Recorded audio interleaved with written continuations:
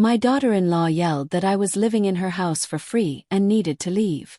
I'm Margaret Thompson, and at 67 years old, I thought kindness still mattered. For 4 years, I quietly listened to Sarah's mean words about how I had no money. She thought I was just an old lady with nothing, living off a tiny check each month. She never knew I owned something very special, the very house she thought belonged to her. What began as me moving in to help with my granddaughter Emma turned into a day when everyone learned the truth. While Sarah counted every penny I ate and every light I turned on, I was the real owner of everything around us. If you like this story, please subscribe and tell me where you're from. Let me show you how a woman who seemed to have nothing taught someone a lesson they would never forget. The mean treatment didn't happen all at once. It grew slowly, like a plant nobody wants in their garden. 4 years ago, when I lost my husband Robert after he got very sick, I thought staying with my son Michael and his wife Sarah would help everyone. I was so sad and tired. I had taken care of Robert for many years, making sure he took his medicine and felt loved. I didn't know what to do next. Sarah seemed nice when I first arrived. "Stay as long as you need, Mom," she would say with a smile. But then I saw her rolling her eyes when I sat in my favorite chair reading my cooking magazines, the way she would stop talking when I walked into rooms. The first bad sign came about 8 months after I moved in. I heard her talking to her sister on the phone. "Having old people live with you costs so much money," she said, thinking I couldn't hear. "Margaret doesn't have a job, obviously, and just gets that small government check. It's like having a child who never grows up and moves away." My face felt hot, but I stayed quiet. Maybe she was just having a bad day. The second sign was harder to ignore. When the family talked about money, buying things for Emma, going on trips, fixing broken things, Sarah would actually turn away from me. When I tried to help with ideas, she would say, "Mom, this is grown-up talk about real money." Like my small check was pretend money. Like the many years I spent running Robert's small bookstore and managing all our bills meant nothing. What Sarah didn't understand was that those years taught me important things. While she thought I was just reading my magazines for fun, I was actually learning about houses and property. While she believed my quiet mornings meant I was sad or lazy, I was actually making plans and checking important papers. When you take care of someone who is very sick for a long time, you learn to be patient. You learn to watch and think before acting. You learn to plan ahead because every day brings new problems. Those skills helped me in ways Sarah never imagined. But Sarah never asked about what I did before. She never wondered why I stayed calm when people talked about money or why Emma always asked me questions about saving her allowance. She only saw what she wanted to see, someone who needed help. The pattern became very clear over those 4 years. Every time I talked about something I read, she would interrupt and talk about her own problems. When I offered to help plan budgets, she would pat my hand like I was a confused baby. "That's sweet, Mom, but Michael and I handle the important stuff." I had been making smart choices about money since before she was born, but because I didn't go to an office every day, my knowledge meant zero. The big problem was getting closer. I could feel it in every mean comment, every time she left me out of talks, every time she told her friends how hard it was to take care of me. But I stayed quiet. I watched everything. I waited for the right moment. Because here's what I learned while taking care of Robert. Sometimes when people think you're weak, they give you power without knowing it. They stop watching what you're really doing. And what I was really doing during those quiet mornings while Sarah thought I was wasting time. I was protecting something very valuable, something that would shock her completely. But she was about to push too hard. And when that happened, our whole neighborhood would learn what real ownership means. By the spring of this year, the air in our house felt heavy and uncomfortable. Sarah's demands were getting worse, and I knew I had to make a big choice that would change everything. If I stayed quiet and let her treat me badly, I would lose the most important things in my life. First, my time with Emma. My 12-year-old granddaughter was my whole world. Every Monday and Wednesday after school, she would sit with me in the kitchen, and I'd teach her about saving money, making good choices, and planning for the future. "Grandma," she'd say, "you make everything sound so simple. My math teacher is boring, but when you explain things, I actually understand." Sarah had started saying things about our special time together. "Mom, don't fill her head with silly dreams about money. Emma needs to focus on real goals, not fantasy stories." She was already planning to stop our time together. I could see it coming. If she made me leave like she threatened, I would be separated from Emma during the most important years of her growing up. Those Monday and Wednesday afternoons would disappear. The help I was giving her with school would end. Even worse, she would grow up thinking her grandmother was just a bother who got sent away when she became inconvenient. Second, my pride in myself. I had spent 38 years running a successful bookstore with Robert before he got sick. I had helped many families learn about budgets, saving money, and making smart choices. To be treated like some confused old lady with no brain. That hurt more than Sarah knew. But the biggest thing at stake was Emma's future itself. Sarah had no idea what I'd been building during my retirement. She thought my careful spending meant I was poor. She believed my simple life meant I had no resources. What she didn't know was that everything I wasn't spending on myself was being saved and protected for Emma's future. College costs were getting close to $150,000 for 4 years. Sarah and Michael were trying to save, but at the speed they were going, they'd only cover a small part of that. Their plan meant Emma would have to borrow huge amounts of money, which would make her owe payments for many years after graduation. I had a different plan. When Robert got sick, I learned to live with very little. My needs were simple: food, basic clothes, a warm bed. Everything else went into something special for Emma. While Sarah saw someone being cheap, I saw someone creating opportunities. For 9 years, I had been building Emma's education fund through smart planning and careful choices. The numbers were working perfectly. Growth over time, smart investments, strategic planning, all the skills I'd learned over 40 years were paying off. But if Sarah forced me out into some retirement home, I'd lose the ability to manage everything properly. Retirement homes cost about $4,000 per month in our area. That would eat up the money I'd been saving for Emma's future. The timing was super important. Emma was starting 7th grade. College applications would begin in just 5 years. The money needed to be ready, and it needed to be enough to cover everything without loans. Sarah's mean ultimatum was about more than just rent money or family problems. It was about Emma's entire future. Would she finish college without owing money and ready to build her own life? Or would she start being an adult already owing $80,000 to banks? She thought she was teaching me a lesson about contributing to the household. What she didn't realize was that I'd been contributing more than anyone imagined, just not in ways she could see on a monthly bill. The stakes couldn't be higher.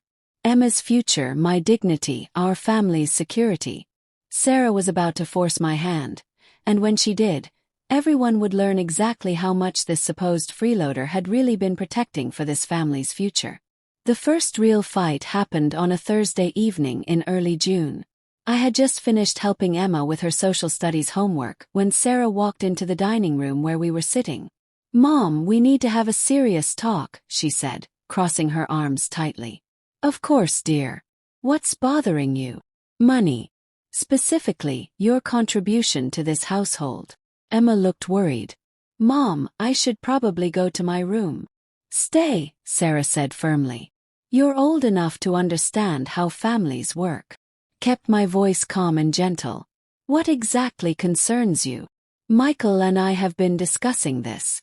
You've been here 4 years, paying nothing, eating our food, using our electricity and water. I buy groceries every week. I pay the power bill each month. A bag of groceries and $70 doesn't cover your actual costs, Mom." Emma shifted uncomfortably. "Mom, Grandma helps with lots of things." "Like what?" Sarah's voice had that sharp edge it gets when she thinks she's winning an argument. "She helps me with homework. She fixes stuff around the house. She cooks dinner most nights." "Those aren't real contributions, Emma. Those are just activities to pass time." I felt something tighten in my chest, but I kept my tone steady. "What would you consider a real contribution?" $700 a month. That's a fair price for a room and shared expenses. $700. Emma's eyes went huge. "Your grandmother gets a government check." It's time she contributed like an adult. I looked at my granddaughter's confused face, then back at Sarah. And if I can't pay $700, then we'll need to look at other options. Senior living communities, assisted care facilities, places designed for people in your situation. My situation. Mom, you're unemployed.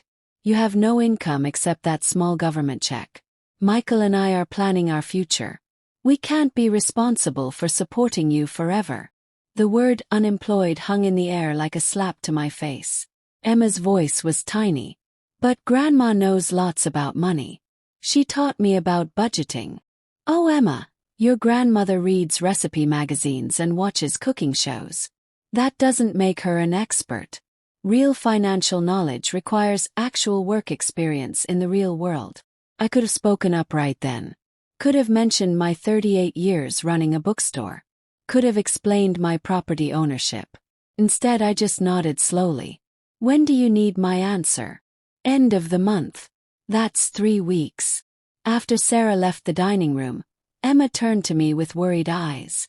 Grandma, $700 is almost all your check, isn't it? It is, sweetheart. That's not fair. You took care of Grandpa for so many years. You gave up your work to help family. Life isn't always fair, my dear. But everything works out in the end. You're not unemployed. You know more about money than anyone I know, even my teacher. I squeezed her hand gently. Some people only see what they want to see, Emma. Are you going to pay it? I looked at this child I loved more than anything in the world. Smart, kind, worried about her grandmother's dignity. She deserved better than watching her family fight over money. Emma, sometimes grown-ups have to make difficult choices. Whatever happens, remember that I love you more than anything. Okay, Grandma. You're scaring me a little. Don't be scared, sweetie. Everything's going to work out exactly like it should. But inside I was thinking hard. Sarah had just drawn a line in the sand. She wanted to treat me like a renter. Fine. But renters have rights and landlords have responsibilities. More importantly, she'd shown her true feelings in front of Emma. No more hiding behind fake worry or family obligations. This was about money, plain and simple. She saw an old woman taking up space in her house, and she wanted her gone. What Sarah didn't realize was that she'd just given me something important. Clarity. For 4 years, I'd been hoping she'd eventually see my value to this family. I'd been patient, understanding, willing to overlook her mean comments because I thought she was just stressed about work and bills. But tonight, calling me unemployed in front of my granddaughter, threatening retirement homes, dismissing Emma's respect for my knowledge as childish fantasy, she'd crossed a line that couldn't be uncrossed. As I watched Emma struggle with the unfairness of it all, I made my decision. Sarah wanted to play hardball. She wanted to reduce our relationship to dollars and cents. Perfect. Because dollars and cents were exactly what I'd been managing for 9 years. She thought she held all the power because she had a job and I collected a government check. She was about to learn that power comes in many forms, and some forms are much bigger than they appear on the surface. The next few days felt strange. There was tension in the house, like the feeling before a big storm. Sarah had drawn her battle lines, but she'd also given me something valuable. Deadline. 3 weeks until her ultimatum expired. 3 weeks to make my decision. But I'd already decided. Now I just had to get ready. Saturday morning, I was sitting in my reading chair with my usual cup of tea and a recipe magazine. Sarah walked through the living room on her way to run errands, and I saw her glance at me with that familiar look of disapproval. Must be nice, she said quietly but loud enough for me to hear. Having time to read magazines while other people work hard every day. I didn't respond, just kept reading. But Emma, who was eating breakfast at the kitchen table, looked up from her cereal. Mom, Grandma's not just reading. She's taking notes. Look at all those papers on her side table. Sarah paused for just a moment. I thought she might actually look. Might notice the detailed lists I'd been updating, the property documents, the financial tracking sheets. But she just shook her head. Hobbies, Emma. When you're retired, you need hobbies to keep busy and feel useful. After she left, Emma wandered over to my chair. She picked up one of my folders, the one where I kept my property information. "Grandma, what are these papers about?" "Just some old documents, sweetie. Papers from years ago. But these look important. These addresses, these numbers." I closed the folder gently. "Emma, your mother's under a lot of stress right now with her job. Let's not give her more things to worry about, okay?" She studied my face carefully. Emma was smart, sometimes too smart for her own good. "Grandma, are you really poor?" I looked at this child who'd been defending me to her mother for 4 years, who'd sat with me every Monday and Wednesday soaking up knowledge like a sponge, who understood budgeting better than most adults. "Emma, what did I teach you about making assumptions? That assumptions can hurt you if you don't check the facts first." "Exactly right. And what's the first rule about information? Information is powerful, but only if you know when to share it." "Very good, sweetie." I patted her hand. Sometimes the most powerful position is the one nobody expects. She nodded slowly, but I could see her thinking hard about what I meant. Sunday afternoon, something interesting happened. I was checking my phone for some information when it rang. The caller ID showed Patricia Anderson. Patricia was one of my friends, or rather one of the families I'd been quietly helping with advice for the past 6 years. She owned 2 bakery shops and had built a nice savings account based on my suggestions. "Margaret, I need to ask you about the retirement account options we discussed last month.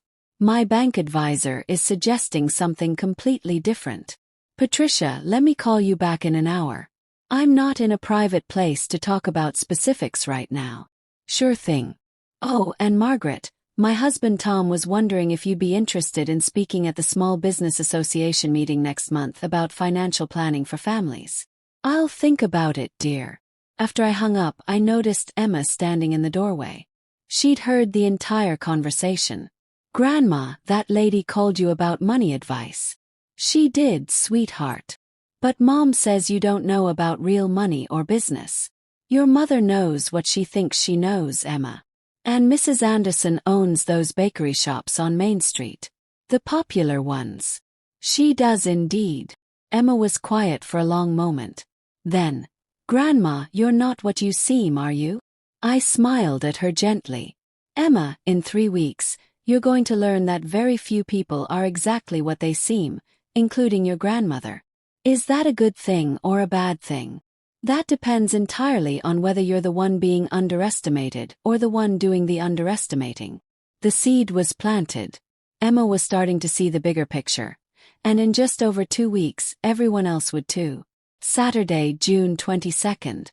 Emma's end-of-school celebration party. We'd set up tables in the backyard with enough space for 40 people. Teachers, classmates, neighbors, family friends. Michael and Sarah had planned everything nicely, decorations, lots of food, music. I was proud of Emma. Straight A's, soccer team captain, accepted into the advanced program for next year. This child had a bright future ahead of her, and everyone had come to celebrate. I was standing near the snack table talking with Mrs. Chen from across the street when I noticed Sarah gathering a group of people near the drinks. Teachers, some of Michael's co-workers, several neighbors. "It's so challenging when you're supporting multiple generations under one roof," she was saying, her voice carrying across the yard clearly. "Some older family members just don't understand modern financial realities or their impact on working families." Mrs. Chen raised an eyebrow in surprise. "Are you talking about your mother-in-law?" Sarah glanced toward me, making absolutely sure I could hear every word. "Mom's a sweet woman, I truly mean that. But she's been living with us rent-free for 4 years now. Michael and I have been incredibly patient and understanding, but we're at the point where we need her to contribute financially or explore other living arrangements." My chest tightened, but I kept my face calm. "Other arrangements?" This from Mr. Lopez, Emma's science teacher. "Well, there are wonderful senior communities that cater to people on fixed incomes. Government checks, you know. Very limited resources." 28 people. Counted them. 28 members of our community listening to Sarah explain why her mother-in-law was a burden on her family. Mrs. Chen looked uncomfortable and concerned. Margaret seems like a very capable woman. Surely there are ways she contributes. Oh, she's intelligent enough, I'll give her that. Sarah interrupted quickly. Reads cooking magazines, gives advice to Emma about saving allowance money. It's actually quite sweet, like a hobby to pass time. But hobbies don't pay the electric bill or put food on the table. That's when I saw Emma's face.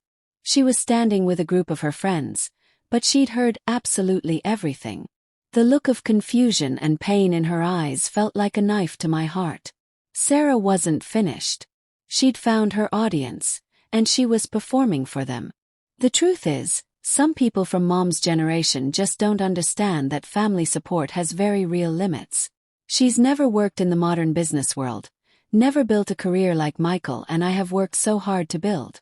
Government assistance was supposed to be extra help, not someone's entire retirement plan. How much seems fair to you? This from Mrs. Park, Emma's English teacher. We've asked for $700 a month. That's actually less than half her government check. Completely reasonable for a room and shared utilities and food. Mrs. Chen shook her head firmly. That seems quite expensive for family, Sarah. Mrs. Chen, with all due respect, you don't have elderly relatives living in your house full-time. The costs really add up quickly. Food, utilities, medical supplies. And there's the opportunity cost to consider. We could be renting that room to a college student who would actually contribute meaningfully to the household.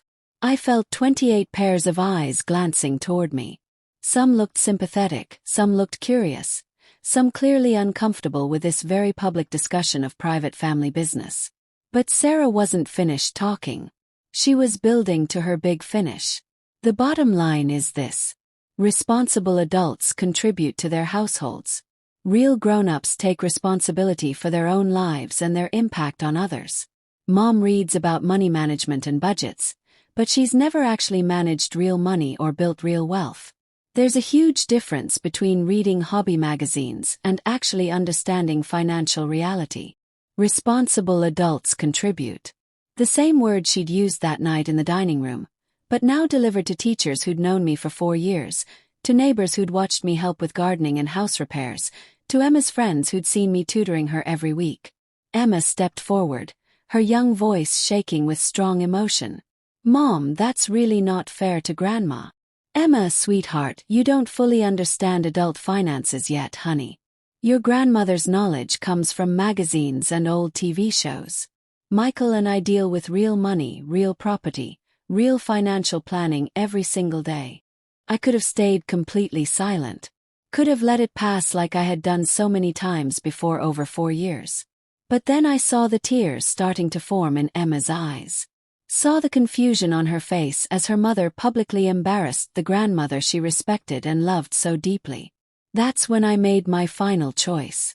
I walked slowly toward the group, an important folder in my hand. 28 people turned to watch me approach with interest. Sarah, I said quietly but clearly. You mentioned real money and real property and real financial planning. Mom, this really isn't the appropriate time for this conversation. Actually, it's exactly the perfect time. Since you've made this a public conversation about my financial contributions to this family, let's have complete honesty about money and property. I could see confusion starting in Sarah's eyes. This wasn't how she had expected me to respond to her public shaming. You said responsible adults contribute to households. You're absolutely right about that. So let me show everyone what real contribution and real ownership looks like. I opened my folder and pulled out an official document. Emma, sweetheart, come here please. My granddaughter walked over quickly, wiping her eyes with the back of her hand. Remember those papers you saw on my table? Those important documents? Yes, Grandma. Well, they weren't just old papers from the past. I held up the document so the group could see the official seal and important signatures, and 28 people went completely silent because there, in clear legal language, was a property deed showing full ownership of the house we were all standing in. Owned free and clear by Margaret Louise Thompson. Emma's mouth fell open in complete shock. Mrs. Chen gasped out loud. Mr. Lopez blinked hard like he was trying to process what he was seeing. But Sarah's face went completely white like she'd seen a ghost. That's not possible," she whispered, her voice barely audible. "Oh, it's very possible," I said quietly but firmly. "This house has been in my name for 23 years. Paid off in full. Robert and I bought it when Michael was just starting high school. But we bought this house. We have a mortgage. We make payments every month." "No, dear. You have a rental agreement. You make rent payments every month." "Me. And you've been very good about making those payments on time. I'll give you credit for that." And that's when Patricia Anderson walked through our back gate, right on time. "Margaret!" Patricia's voice carried across the suddenly dead-silent backyard. "Sorry I'm running late, dear. The Saturday baking rush at the shop was absolutely crazy today." 28 faces turned toward the gate as Patricia walked in, wearing her usual weekend clothes, jeans and her bakery logo shirt. To most of the party guests, she was just another neighbor arriving late, but I saw recognition starting to dawn on several faces. Patricia Anderson owned the 2 most popular bakery shops in our entire town. "Patricia," I said calmly, "I'm so glad you could make it to Emma's celebration." She walked over and hugged me warmly like the old friend she was, then looked around at the gathered silent crowd. "I hope I didn't interrupt anything important going on." Sarah's voice was barely above a whisper. You two know each other well." Patricia laughed in surprise. "Know each other? Margaret has been my financial advisor for 6 years now. This woman's guidance helped me expand from 1 bakery shop to 2, and her advice about business savings helped me build security for my family's future." She caught herself, glancing at me with concern. "Well, let's just say my retirement fund is very healthy thanks to Margaret's strategies and wisdom." The silence in that backyard was so complete you could hear the birds singing. Mrs. Chen found her voice first, speaking up. "Financial advisor. You help people with their businesses. One of the very best in town," Patricia continued, not aware of the tension she'd walked into. "Margaret doesn't advertise or have a fancy office downtown with her name on the door, but the successful small business owners in this area, we all know exactly who to call when we need real financial guidance and planning." Sarah's mouth was opening and closing but no words were coming out. "Actually," Patricia said, pulling out her phone from her pocket, "I wanted to ask your opinion about something, Margaret. That expansion loan we discussed last month. My bank is offering different terms than what you suggested, but your track record speaks for itself. Do you mind if we step aside for just a minute to talk privately?" "Not at all, dear friend. But first, let me share something important with my family." I opened my folder again, but this time I pulled out a different paper. Bank statement. "Emma, come here please, sweetheart." My granddaughter walked over, still looking completely shocked from the previous revelation about the house. "This account has your name on it. It's been growing steadily for 9 years, ever since you were 3 years old." Emma stared at the paper in disbelief. $187,000. "Your college fund, my dear. Full tuition, room and board, books, supplies, plus living expenses for 4 full years of university. No loans, no debt, no financial stress or burden for you or your parents when the time comes." The child's eyes filled with tears immediately. "Grandma, you did this while living on just a government check?" "That small government check covers my basic needs, Emma. Everything else I didn't need went into securing your future and your education." Patricia Anderson was nodding with approval and respect. That's exactly the kind of long-term thinking and planning that makes Margaret such an invaluable advisor to families. Delayed gratification, steady growth over time, strategic planning for the future. These are classic wealth-building principles that really work. Mr. Lopez stepped forward with interest. "Mrs. Thompson, if you don't mind me asking, what was your professional background before retirement?" 38 years running Thompson's bookstore downtown with my late husband Robert. I managed all finances, inventory costs, payroll, business savings, and investment strategies for growth. I specialized in helping small family businesses understand their money and build security for future generations. Thompson's bookstore. Mrs. Park, Emma's English teacher, looked genuinely impressed. My mother used to shop there every week when I was young. She always said Mrs. Thompson gave the best advice about managing household budgets. Jennifer finally found her voice, though it shook badly. But you've been living so simply all these years. The old car, the basic clothes, the careful spending. Frugality, I said quietly and clearly, is the absolute foundation of building and keeping wealth. I learned to live on very little so everything else could grow over time for Emma's benefit. Patricia chimed in supportively. Margaret taught me that exact principle when I first started my business. Live like you're poor even when you're doing well, and you'll stay successful and secure. Best business advice I ever received from anyone.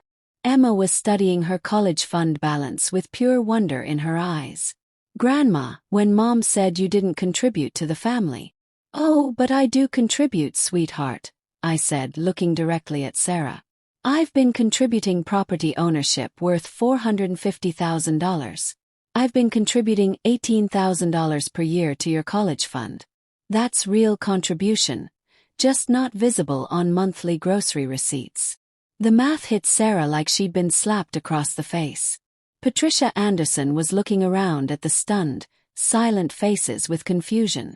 Did I miss something important? Is there some kind of problem with Margaret's living situation here?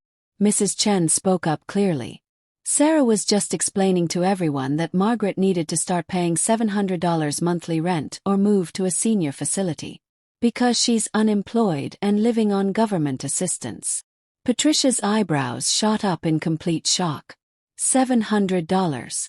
For the woman who actually owns this entire property. That's. She shook her head in disbelief. Sarah, is that right? You didn't know Margaret owned this house. But she's unemployed, Sarah said, her voice weak and confused. She lives on government checks like she has no other resources. By choice, Patricia said very firmly. Margaret could come work for me tomorrow managing finances for my bakery business. $40,000 salary easily, maybe more. But she prefers the independence and flexibility of private consulting with families. Some of the most successful people I know personally are her clients and trust her advice completely. I watched Sarah's entire worldview crumble and fall apart in real time. 4 years of assumptions destroyed by 10 minutes of truth and facts. Emma tugged gently on my sleeve. Grandma, does this mean you're not poor at all? No, my dear. I'm not poor. I'm just very careful and intentional with money. And you're not unemployed either. I work every single day, Emma. Just not in an office building with set hours and a time clock. And you really built my college fund while Mom thought you were doing nothing useful? I built your college fund precisely because your mother thought I was doing nothing.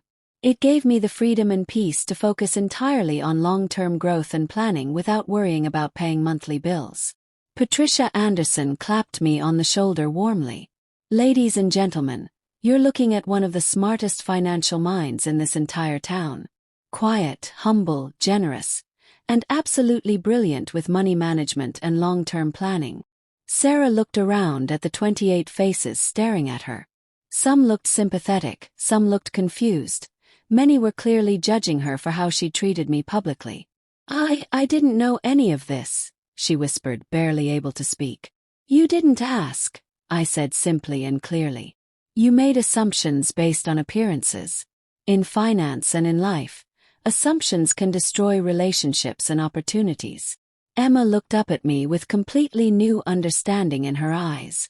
That's why you always told me assumptions are dangerous, isn't it?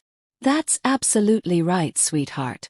And this is exactly why we verify our facts and information before making important decisions that affect other people. The power dynamic in our family had just shifted completely and totally. And absolutely everyone could see it clearly. The celebration party continued. But the atmosphere had changed completely. Small groups of people gathered together, whispering about what they'd just witnessed. Emma stayed close to me, still processing and thinking about the revelation about her college fund. Sarah had retreated into the house, claiming she needed to check on something in the kitchen. Patricia Anderson and I found a quiet corner near the flower garden to talk privately. Margaret, I hate to bring up business talk at a family celebration, but I wanted to discuss that new supplier contract you suggested last month. My accountant is nervous about the upfront costs involved. The quality difference will increase your profit margins by 8% within 6 months. Sign the contract. You're absolutely sure about that? I'm completely sure, Patricia. As we talked, I noticed people listening carefully. Not eavesdropping exactly, but definitely paying close attention to our conversation in a way they never had before today. Mrs. Chen was standing close enough to hear Patricia ask about business expansion strategies, and my advice about diversifying product lines across 3 different markets. After Patricia left, Emma approached me with very determined eyes showing her resolve. Grandma, I need to ask you something directly and honestly. Of course, sweetheart. Ask me anything. Are you actually rich? I looked at this child who had defended me for 4 years while her mother called me a burden and a freeloader. She deserved complete honesty and truth. By most standards, yes. I'm financially very secure and stable. How secure exactly? Secure enough that your parents will never need to worry about money if they make smart choices going forward. Secure enough that you'll graduate college completely debt-free. Secure enough that I can live independently wherever I choose without depending on anyone. That last part seemed to really hit her hard. Wherever you choose. Emma, your mother gave me an ultimatum. Pay rent or find somewhere else to live. She was right that it's time for me to make a decision about my future. Fear flashed across her face immediately. You're leaving us. I'm considering my options carefully. Come sit with me for a minute. We sat on the porch steps while the party continued around us in the backyard. I pulled out my phone and showed her a different website I'd been looking at. A real estate listing site. I've been looking at apartments and small houses. There's a nice 2-bedroom cottage on Elm Street. Small garden, quiet neighborhood, close to your middle school and the library where you like to study. But why would you move out now? Now that Mom knows you're not poor and you actually own this house. Emma, respect isn't something you can buy or force. Your mother has made it very clear over 4 years how she sees me and values me. That's not going to change just because she learned about my bank account and property ownership. But the college fund, the house ownership, everything you've done for our family. I did those things because I love you and your father deeply, not because I expected gratitude or public recognition. Real love doesn't keep score or demand appreciation. She was quiet for a long moment, thinking hard. Will I still see you?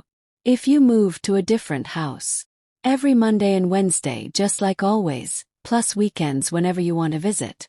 And Emma, that college fund isn't going anywhere. Neither is my commitment to your future and your education. What about Dad? Does he know about all this? I looked through the kitchen window where I could see Michael and Sarah having what appeared to be a very intense and emotional conversation. Your father's about to learn many important things. About money, about respect, about what real contribution and real family loyalty looks like. As if summoned by our conversation, Michael appeared on the porch. His face was pale, his expression showing a mixture of shame and complete confusion. Mom, can we please talk privately? Emma stood up quickly. I'll give you guys some privacy to talk. Michael sat down heavily beside me on the step. For a long moment, we just watched the party guests mingling and talking in our backyard. Sarah told me what she said to you about paying rent. She did. And about what she said tonight in front of everyone at the party. I was standing right there, Michael. I heard every word. Mom, I'm so sorry. I should have stopped it earlier. Should have defended you and stood up for you. Michael, you're 34 years old. You shouldn't need to defend your mother against your own wife. You should marry someone who naturally respects your family without being forced to. He flinched like I'd physically slapped him across the face. She didn't know about your finances, your property ownership, any of it. She didn't ask.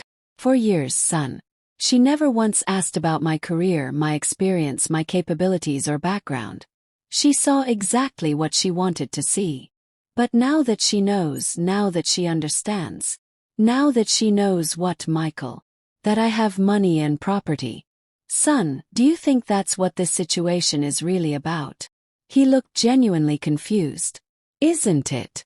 Son, this is about respect, about dignity, about how you treat family members when you think they have no power to fight back. I pulled out my phone and showed him the real estate website with cottage listings. I'm buying a place on Elm Street. Moving out at the end of next month. Mom, no. You don't have to do that at all. Sarah understands now. She feels terrible. Sarah feels terrible because she embarrassed herself in front of 28 people at a party. That's not the same as understanding why what she did was fundamentally wrong. Michael stared at the cottage listing on my phone screen.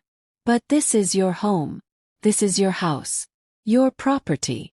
Michael, family isn't about sharing an address or living under the same roof. It's about mutual respect, genuine support, and unconditional love.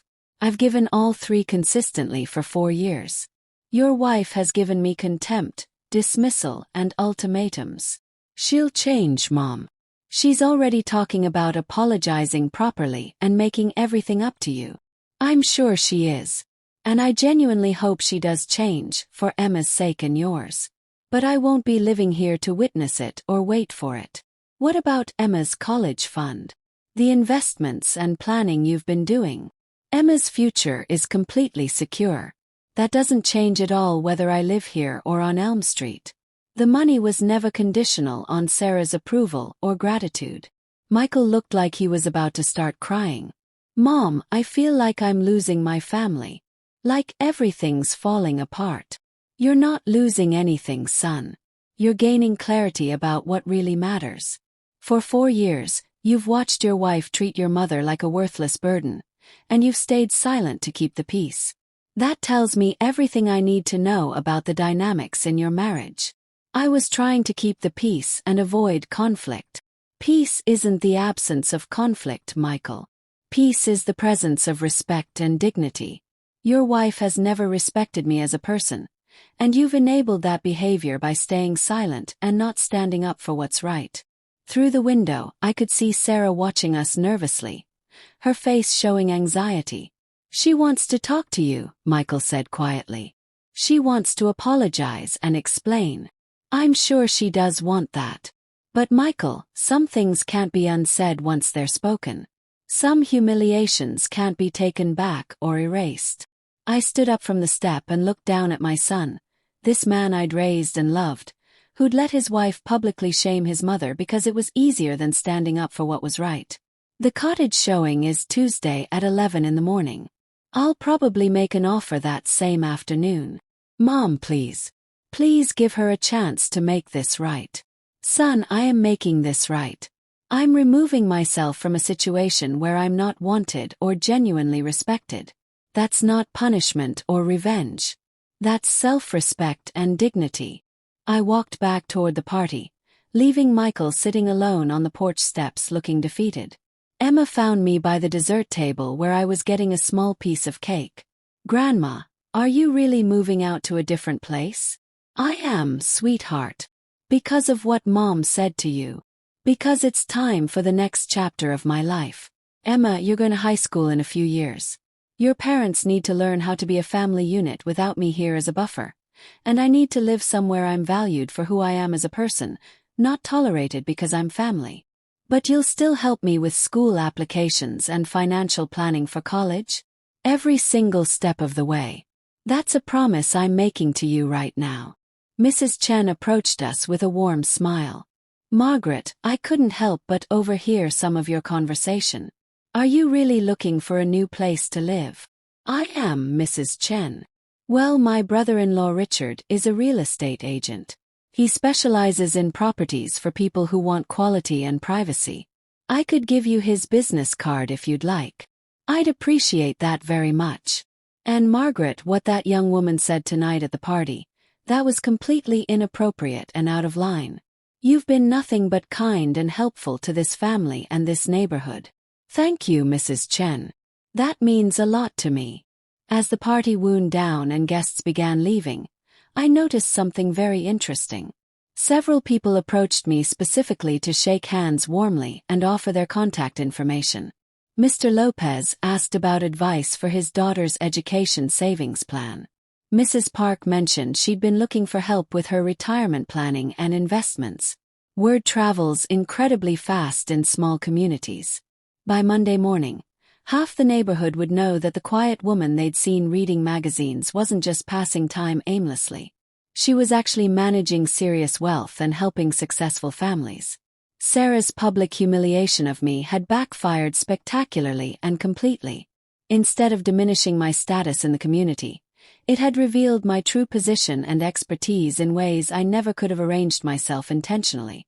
Sometimes the best response to disrespect is simply letting people see the truth clearly. Monday morning brought the first real wave of consequences for Sarah's actions. I was sitting in my reading chair with tea, checking my phone for messages when calls started coming in. The first call was from Richard Chen, Mrs. Chen's brother-in-law, the real estate agent. "Mrs. Thompson, my sister-in-law gave me your number.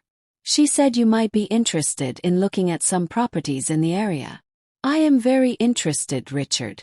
"Wonderful. I've got 2 cottages that might interest you greatly. Both in excellent quiet neighborhoods, close to schools and shopping. Both move-in ready with updated kitchens.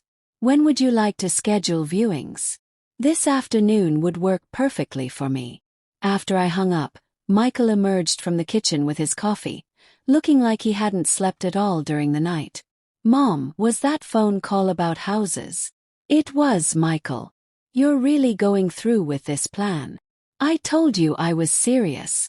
Sarah appeared in the doorway, still in her pajamas and bathrobe. She looked absolutely terrible. Red, swollen eyes, pale skin, the whole exhausted and defeated appearance. "Mom, can we please talk? Just the 2 of us." I set down my tea carefully. "What would you like to discuss, Sarah?" "Saturday night at the party. What I said publicly, how I said it, everything." She came into the living room and sat on the very edge of the couch like she was afraid to get comfortable. "I was completely and totally wrong about everything. Your contributions, your background, your actual value to this family." "Okay, I'm listening. I want to apologize sincerely and honestly, and I want to ask you to please reconsider moving out of the house." I studied her face carefully.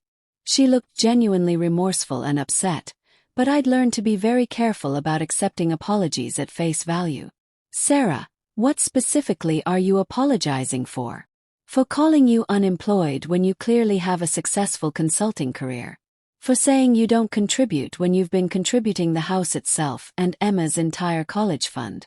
For threatening you with senior facilities. For embarrassing you in front of our friends and neighbors and family. And..." She looked confused and uncertain. "And what? What else? You missed something very important in your apology." Michael spoke up from the kitchen doorway where he was standing. "She's trying to apologize, Mom. She's doing her best." "I know what she's trying to do, Michael. But an incomplete apology isn't worth very much." Sarah's face showed confusion. "What did I miss? What else should I apologize for?" "You apologized for what you said Saturday night at Emma's party. But Saturday night wasn't the beginning of this pattern of disrespect. For 4 solid years, you've treated me with contempt and dismissal. You've dismissed my knowledge, excluded me from family decisions, and made it crystal clear that you saw me as a burden and a freeloader. But I didn't know the truth about your situation. Sarah, you didn't know because you actively didn't want to know. I've been living in your house, actually my house, for 4 years. Did you ever once ask about my background, my career, my professional qualifications?" She was completely quiet, unable to answer. "When Emma would tell you excitedly that I was teaching her about financial planning, did you ever wonder why she was learning so much from me? When you saw me reading business publications every single morning, did you ever think to ask why I was so interested? I assumed things. You assumed I was a useless old woman living on government handouts and charity. That assumption shaped how you treated me every single day for 4 solid years. Every dismissive comment, every eye roll, Every time you turned your back when I tried to contribute to conversations. Michael stepped into the room. Mom, she's genuinely trying to make amends. No, Michael, she's trying to undo the embarrassment she caused herself Saturday night in front of 28 witnesses. There's a fundamental difference. My phone rang again. Patricia Anderson calling. Margaret, sorry to bother you so early on a Monday morning, but I've got Thomas Kim on my other line. You remember Thomas? He owns those 3 hardware stores on the east side. He heard about your situation from someone at Emma's party and wants to know if you'd consider managing his business investment portfolio. Apparently, his current financial advisor isn't performing well. I glanced at Sarah, whose eyes had gone very wide with realization. Patricia, let me call you back this afternoon. I'm house hunting today and have appointments. House hunting. Margaret, what's happening? Are you okay? Time for a change of scenery and a fresh start. I'll explain everything later. After I hung up, Sarah looked absolutely stricken. People are calling you for business. Important business owners. Word travels very fast in small communities like ours. But this means people in town think I was completely wrong to ask you to leave. Sarah, people think you publicly humiliated a woman who's been quietly managing wealth and advising some of the most successful families in this entire county. They're not wrong in that assessment. Michael sat down across from me with a heavy sigh. Mom, how many families do you actually advise currently? I never knew the full extent. 9 families right now. Patricia Anderson with her bakery business, Thomas Kim with his hardware stores, the Rodriguez family dental practice, Dr. Parker who owns the veterinary clinic, retired Principal Williams from the high school, the Kowalski family construction business, Sarah Mitchell who inherited her father's insurance agency, Judge Martinez's investment portfolio, and the Chen family import business. Sarah's mouth fell open in complete shock. Those are some of the wealthiest, most successful people in the entire town. Yes, they are. And by Wednesday afternoon, they'll all know that my own family didn't think I was worth basic respect or common courtesy. Oh God, Sarah whispered, putting her head in her hands. What have I done to us? You've shown your true character clearly. The question now is whether you're sorry you revealed it or sorry you possessed it in the first place. My phone buzzed with a text message. I glanced at it and couldn't help smiling slightly. What is it? Michael asked nervously. Emma. She's at school right now, but she wanted me to know that 4 of her teachers asked her about her grandmother this morning. Apparently, Mr. Lopez has been telling people about the college fund I've built for her. Sarah put her face in her hands. Everyone's going to know. Everyone in town is going to know exactly how I treated you. They already know, Sarah. 28 people witnessed it Saturday night at the party. But my professional reputation and my client relationships aren't affected. In fact, they're probably stronger now. But my job, my reputation in the community. What if people at my marketing firm find out how I treated you? And there it was. The real concern showing itself clearly. Not that she'd hurt me emotionally or damaged our family relationships. She was worried about her professional reputation and how she looked to others. Michael was looking at his wife with an expression I'd never seen before on his face. Something between deep disappointment and actual disgust. Sarah, he said very quietly, are you more upset about what you did to my mother or about how it makes you look to other people? She didn't answer directly, but she didn't need to. Her priorities were written all over her face and body language. My phone rang again. This time it was Mr. Lopez calling.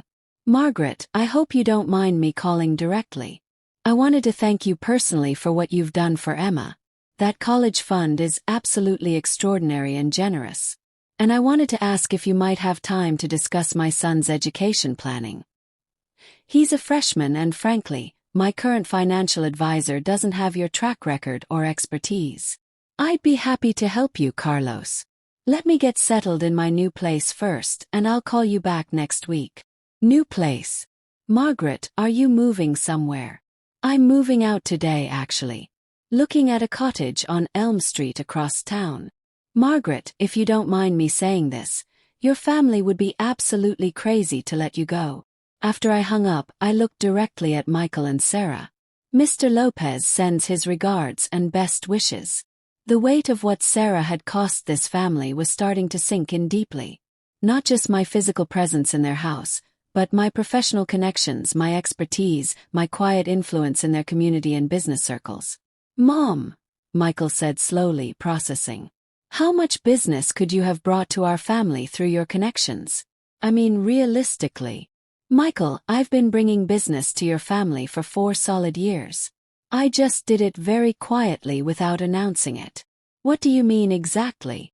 Thomas Kim bought his last company truck from Miller Auto, where you work in sales, because I mentioned you worked there and were honest. Patricia Anderson used Michael's landscaping services for her store renovations because I suggested your company specifically.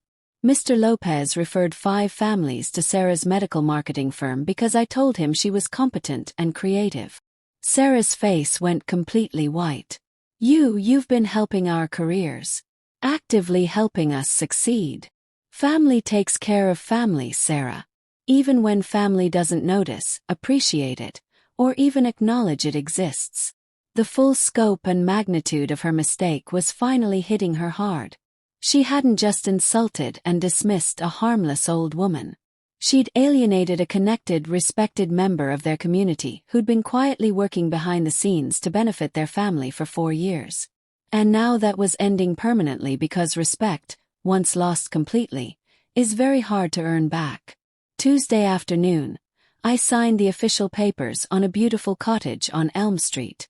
2 bedrooms, hardwood floors throughout, updated kitchen with modern appliances, small garden in the back, move-in ready exactly as Richard Chen had promised. Wednesday morning, I was packing my personal belongings when Emma knocked gently on my bedroom door. Grandma, can I help you pack? Of course, sweetheart. Grab those photo albums from the shelf, please.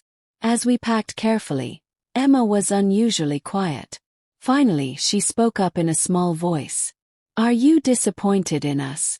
In Mom and Dad and me? I stopped folding clothes and looked at her directly. Emma, I'm not disappointed in you at all. You defended me when your mother was being unfair. You recognized my knowledge when she dismissed it completely. You showed respect and love even when it was difficult and uncomfortable. You did everything right. But what about them? Mom and Dad. Your parents are adults. They make their own choices and live with the natural consequences. I can't be disappointed in people for being exactly who they choose to be. Mom's been crying a lot. Like every day. She keeps saying she didn't know the truth. Ignorance isn't the same as innocence, Emma. Your mother didn't know because she actively didn't want to know. There's a very big difference. He nodded slowly, processing what I was saying. Grandma, will you still teach me about money? About investing and saving and compound interest and all those important things? Every Monday and Wednesday, exactly like always. That's a promise I'm making to you. And you'll still help me with college applications when the time comes? I'll be there for every single step. Financial planning, application essays, choosing the right school, visiting campuses, everything. And the college fund, that's really mine. It's really real. It's absolutely really yours, plus whatever it grows to over the next 5 years. By the time you graduate high school, you'll probably have close to $250,000 for complete education expenses. Her eyes went very wide. That much money? Really? Compound interest and steady growth are powerful tools, sweetheart, especially when you start early and stay consistent over time. As we carried boxes to my car, I noticed Michael watching from the kitchen window. He looked lost and confused, like he was trying to figure out how his family had fallen apart so quickly. Sarah emerged from the house as I was loading the very last box. Mom, please. One more time. Can we try again? Can you give us another chance? I turned to face her directly. Sarah, what would actually be different this time? I'd treat you with respect and dignity. I'd ask about your background, your expertise, your professional experience. I'd appreciate your contributions to our family. Because now you know I have money and property and connections. No, because now I know I was completely wrong about everything. You were wrong 4 years ago. You were wrong 3 years ago. You were wrong 2 years ago. You were wrong last month.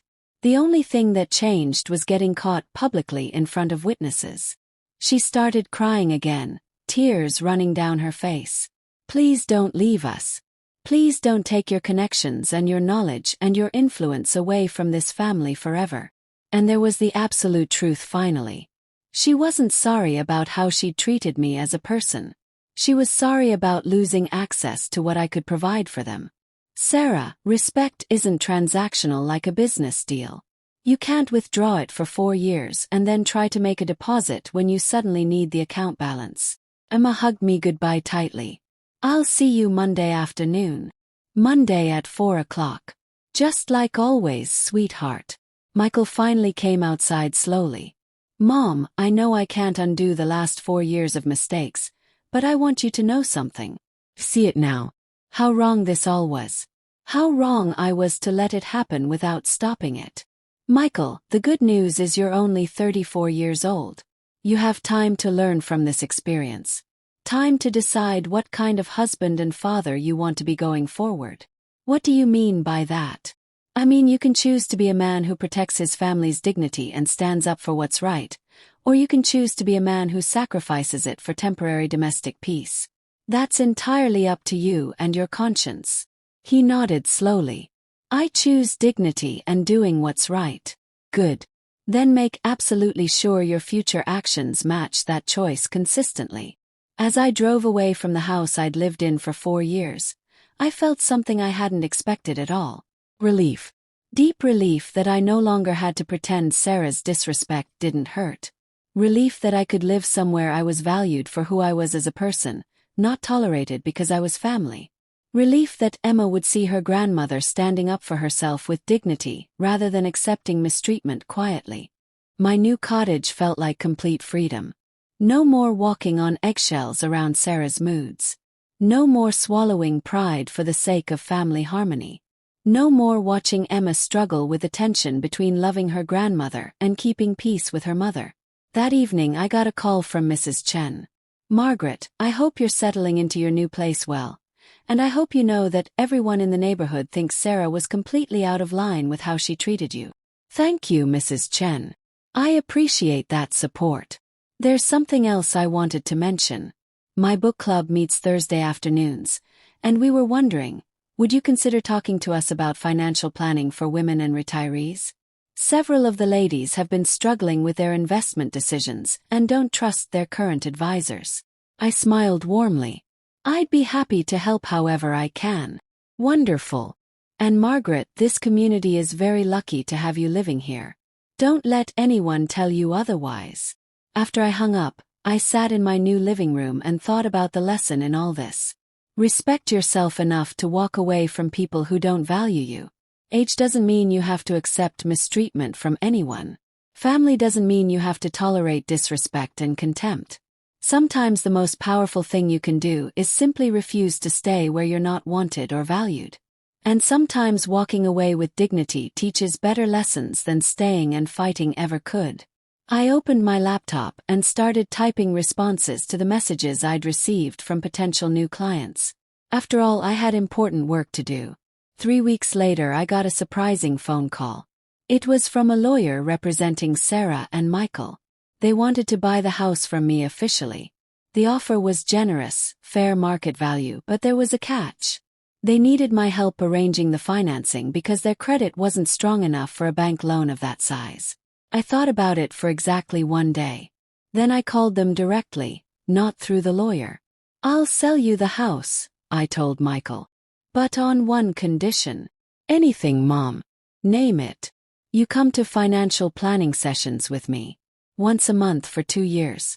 You learn how to actually manage money, build wealth, and create security for Emma's future beyond what I've already provided. There was silence on the other end. Then Sarah's voice, she was on speakerphone. We'll do it. Whatever it takes. And Sarah, one more thing. Yes, Mom. You volunteer at the senior center downtown. 2 hours a week. You learn what elderly people actually contribute to communities. You learn that age doesn't equal uselessness. Another pause. Then, I'll start this Saturday. 6 months later, things had changed in ways I never expected. Sarah actually followed through. She volunteered at the senior center every Saturday morning. She called me once to say, with tears in her voice, that she'd met a 90-year-old woman who still ran a successful online business. "I've been so wrong about everything," she said. "I'm starting to understand that now." Michael came to our monthly financial sessions religiously. He took notes, asked questions, and actually started implementing what he learned. Their savings account grew. Their debt decreased. They started planning properly for the future. Emma thrived. She visited me every Monday and Wednesday without fail. We'd sit in my cottage kitchen, and I'd teach her about life, money, respect, and dignity. Her grades stayed perfect. Her understanding of financial principles grew stronger. One afternoon, she said something that made my heart swell. "Grandma, I'm never going to treat people badly just because they seem poor or old or powerless. You taught me that everyone has value and dignity." "That's exactly right, sweetheart." But the biggest surprise came from Sarah. 8 months after I moved out, she showed up at my cottage door on a Wednesday evening. Emma wasn't with her. This was just her. "Mom, can we talk? Really talk?" We sat in my living room with tea. "I've been seeing a therapist," Sarah said quietly. "Working through why I treated you the way I did. Why I needed to feel superior to you. And what did you discover? That I was insecure. About my career, my marriage, my value as a person. And making you seem small made me feel bigger." She looked at me with red eyes. "That's horrible. I'm horrible." "You made mistakes, Sarah. That doesn't make you horrible. It makes you human. I don't know if I can ever make this right. You can't change the past. But you can choose who you are from this moment forward. That's always within your power." She cried then. Really cried. Not tears of embarrassment or fear of consequences. Tears of genuine remorse and understanding. Today, 2 years later, our family looks completely different. Sarah and Michael own the house officially now. They paid every monthly installment on time. Michael's career flourished after implementing the financial principles I taught him. Sarah's marketing firm promoted her to senior director. But more importantly, Sarah became someone different. Someone who respected elderly people. Someone who understood that value isn't measured by employment status or bank account balances. Someone who treated people with dignity regardless of their circumstances. Emma's in 9th grade now. Her college fund has grown to $237,000. She's already talking about studying business and finance in college. "Just like you, Grandma," she says. Last month, Sarah did something that shocked me. She nominated me for the Community Service Award given by the Town Council. She wrote a long letter explaining how I'd quietly helped families build wealth for decades. How I'd contributed to the community through wisdom and guidance. How I taught her daughter the value of financial literacy. I won the award. At the ceremony, Sarah stood up and spoke in front of 200 people. "I want to tell you about a time I made the biggest mistake of my life," she began. Then she told the entire story. How she'd treated me. What she'd learned. How I'd changed not just our family but her entire perspective on life and people. There wasn't a dry eye in the room. After the ceremony, Patricia Anderson hugged me. "Margaret, you didn't just build wealth. You built character. In yourself, in your family, in this entire community. Maybe that's the real lesson here. Money matters. Financial security matters. But respect, dignity, and character matter infinitely more." I'm 70 years old now. I live in my cozy cottage on Elm Street. I have 9 clients who trust me completely. I have a granddaughter who calls me her hero. I have a son who finally understands what real strength looks like. And I have a daughter-in-law who learned that respect can't be demanded. It must be earned through consistent actions over time. Every Monday and Wednesday at 4 o'clock, Emma shows up at my door. We sit in my kitchen and talk about life, money, dreams, and dignity. Last week she asked me, "Grandma, do you regret moving out? Do you wish you'd stayed and fought harder?" I thought about it carefully before answering. Emma, sometimes walking away with dignity is the strongest fight there is. Sometimes the most powerful thing you can do is refuse to accept less than you deserve. But you could have used your money and property ownership to force them to treat you right. Force isn't the same as genuine respect, sweetheart. I didn't want Sarah to treat me well because she feared me or needed me. I wanted her to treat me well because she understood human dignity and respect. Did it work? Did she learn? Look at her now. Really look. She volunteers. She learns. She's grown as a person. That would never have happened if I'd stayed and used power to control her behavior. Emma nodded slowly. So sometimes the most loving thing you can do is walk away and let people face consequences? Exactly right. Consequences teach lessons that words never can. This morning I got an email from the local community college. They want me to teach a class on financial literacy for adults. Basic budgeting, saving, investing, building wealth slowly over time. I said yes immediately. Because here's what I've learned in 70 years of life. Real wealth isn't just money in a bank account. Real wealth is knowledge you can share. Dignity you maintain regardless of circumstances. Relationships you build on genuine respect. Love you give without expecting anything in return. And the strength to walk away when staying would cost you your self-respect.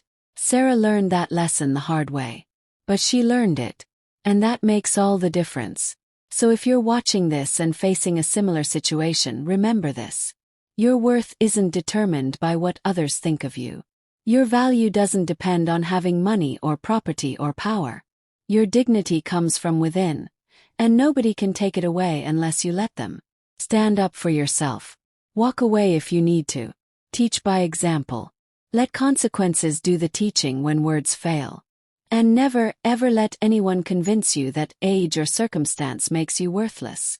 Because every single person has value. Every single person deserves respect. And every single person has the right to live with dignity. That's the real story. Not about a rich woman surprising her family. About a woman who knew her worth and refused to accept less than she deserved. About a family that learned respect through loss. About a granddaughter who learned the most valuable lesson of all. That true wealth is measured in character, not currency. If you're watching this, I'd love to hear your thoughts on this story.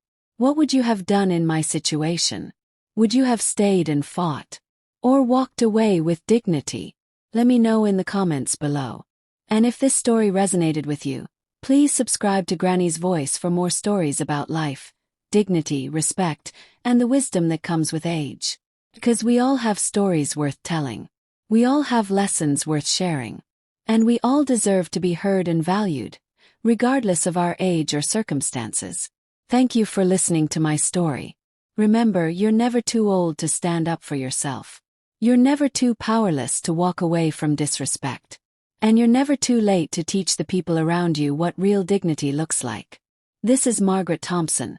And this is my story of the day. I chose dignity over convenience, respect over comfort, and self-worth over family peace.